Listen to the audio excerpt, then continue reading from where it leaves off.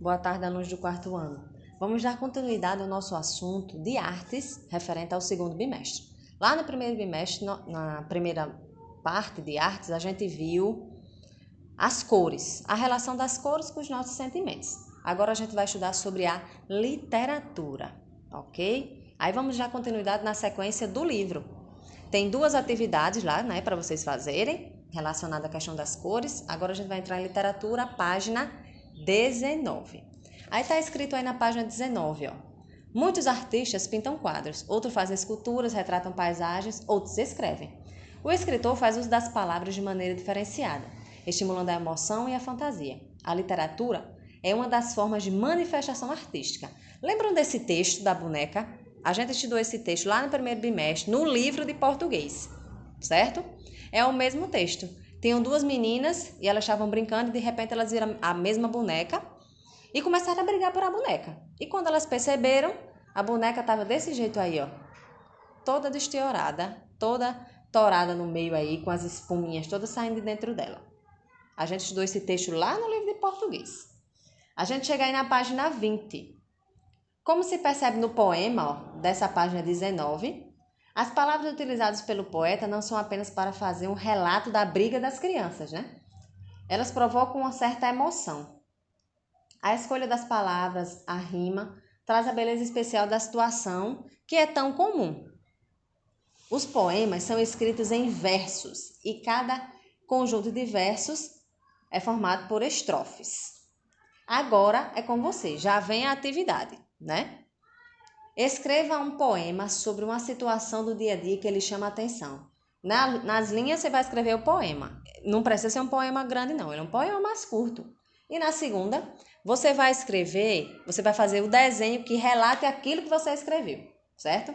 Aí vocês vão perceber aqui no vídeo que eu coloquei mais dois poemas, certo? Que é para vocês entenderem melhor como é que funciona essa questão do poema. Um poema fala da escola, outro poema fala da família. Aí vocês podem, por exemplo, pegar um desses e colocar, mas aí tem que fazer o desenho que represente, ou pode escolher pesquisar um outro poema. Poemas curtos, não precisa ser um poema muito longo não, tá? Aí depois disso aí, nós chegamos na página 21. Aí na página 21 tem o seguinte: a história abaixo, como vocês podem perceber aí, é um texto escrito em prosa. E tem outros exemplos, como o conto, o romance, a crônica e a fábula. Esse daí que vocês estão vendo, que o título é A Cigarra e a Formiga, é uma fábula. Normalmente a fábula contém animais. E esses animais são personagens como se fossem seres humanos. Eles interagem, conversam entre si, certo? Fazer um resumo aqui dessa fábula da cigarra e da formiga. Estava chegando o tempo do inverno e a formiga foi lá se preparar, né, para passar o inverno. Foi catar folhas para ajeitar lá o seu cantinho, foi atrás de alimentos para deixar tudo guardado, porque no inverno ela não ia ter como sair. E a cigarra, ó, só queria saber de cantar, de tocar e de vida boa. Só que o inverno chegou e a cigarra não se preparou. Mas a formiga sim, como vocês podem perceber, ela estava trabalhando, né? Se preparando. E a cigarra não tinha para onde ir, de repente foi bater lá na porta da formiga. Olha o que é que a formiga diz lá nas duas últimas frases, ó. A formiga disse então: você passou o verão todo cantando, então agora dance, né? Aí o que é que está dizendo aqui no quadradinho, ó, eles chamam de moral. O que é que essa história quer passar para a gente? Além do título e dos parágrafos, o texto será dividido para saber onde é que começa o início, o meio e o fim, certo? Não é à toa que aqui de lado, ó, ele está apontando o título, a história tem que ter um título, e tem os parágrafos, certo? Aí lá na página 22 é a atividade referente a isso aí, tá? Ele está pedindo para você observar essa imagem aí. É um conto, um clássico da literatura. Esse aí é Rapunzel. Pois é. Ele está pedindo para você fazer um pequeno resumo dessa história da Rapunzel e escrever aí. Mas é pequeno mesmo, gente. Ó, porque vocês estão vendo que são poucas linhas e o espaço é curto. Então é um resumo mesmo, certo? E na parte de baixo, você vai escrever uma história. E não pode esquecer de dar um título e fazer os parágrafos, ok? E ela tem que ter um começo, um meio e um fim. Aí vocês vão perceber que aí no vídeo, eu coloquei alguns exemplos né, do que ele falou aí, de crônica. O que seria a crônica? A crônica é um gênero narrativo que faz parte mais de jornais e revistas. E eles falam muito da vida, da nossa vida cotidiana, certo? Os contos, o que são os contos? É um gênero literário, certo? E é estruturado por uma narrativa curta. São histórias curtas e falam de apenas um conflito. Nessa perspectiva, o momento de maior tensão é chamado de clímax, é onde acontece todo o desenrolar da história, certo? Além disso, ela segue uma regra. Qual é a regra do conto? Ela tem poucos personagens, tem um espaço, um cenário, ele é bem limitado, a história ocorre só naquele espaço, e ela é um recorte temporal reduzido, ok? Aí eu botei aí um exemplo ao lado, ó, é a história dos três porquinhos, que todo mundo conhece a história dos três porquinhos, como conhece a da Rapunzel, da Branca de Neve e tantas outras.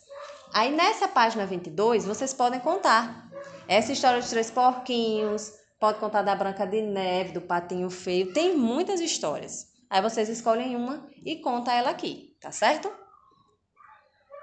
Tem outro exemplo também do que seria o romance. O que seria um romance? O romance é uma obra literária que apresenta uma narrativa em prosa.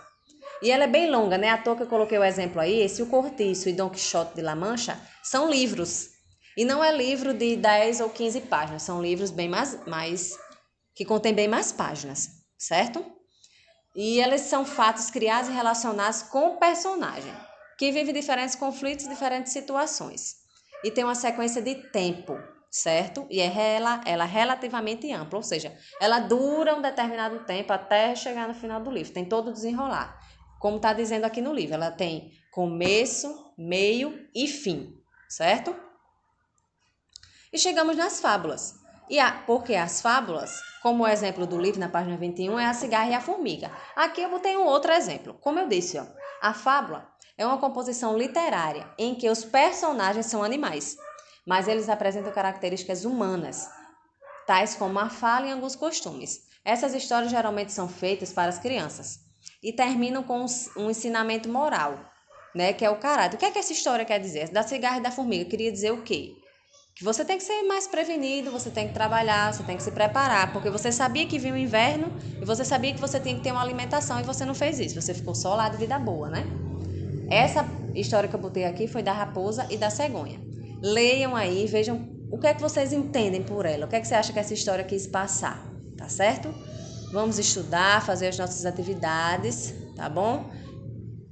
E a gente se encontra.